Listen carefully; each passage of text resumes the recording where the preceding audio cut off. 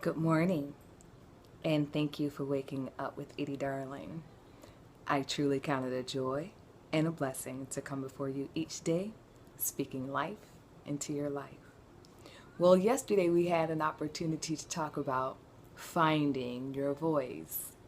And how do you do that when in a world where we have typically become the conformist, where we do and say the things that society says we should say, or we find a job that society says that we should work. But after talking to you yesterday, something came to my mind and said, well, I think it's easier said than done for some people. How do you find your voice when, once again, you've been saying things that weren't necessarily authentic in who you are? But you may have been saying, I need to find me. I have a purpose, but I don't know necessarily what my purpose is. So I want to encourage you today that just as you've been seeking that out in you, God wants to bring it out in you. God wants to bring out your full potential. Isn't that amazing? That here is God who cares enough about you to see where you are in your life right now and says, my son or my daughter, I want to help you become everything that you desire to be in life. Don't walk in fear. Step into change. Step into that change of life where it may not be necessarily comfortable for some people. Well, I'm going to tell you, to everything there is a season. There's a time and a purpose for everything under heaven. I am believing that you are in a new season of your life. And you can't be afraid to step out in it. Yeah, it might be scary at first, but the end result is what you are looking for.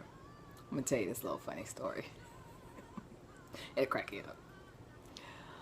I remember when I was a little girl, my dad used to speak three things over my life. He used to say, you can be in the military, you can be a police officer, or you can be a doctor. Well, I was a daddy's little girl, so those are the three options that I had. Okay? Well, my mom, on the other hand, wanted me to be a nurse. She wanted me to be a nurse so bad she could taste it. So I remember this one time when we had to call law enforcement out to our home because some guys had robbed my brothers outside.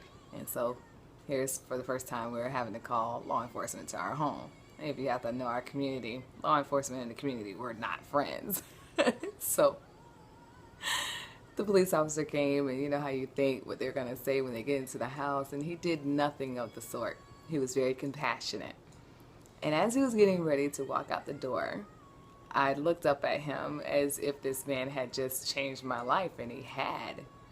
And I told my mom, as we were saying our goodbyes, that I wanted to be a police officer when I grew up. And she said to me, no, honey, you want to be a nurse.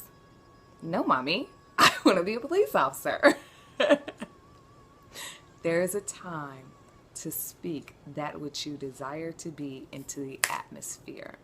And at that moment, I knew what I wanted to do. I saw my destiny, and I wanted to walk in my destiny. And I did everything that I could to be there. So I had several years under my belt as a police officer, close to almost 19 years combined.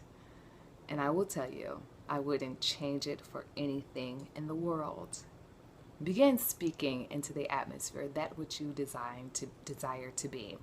And you know what? You shall be it. If you believe it, you shall obtain it. I send you peace and blessings, my friends, this morning. Peace and blessings.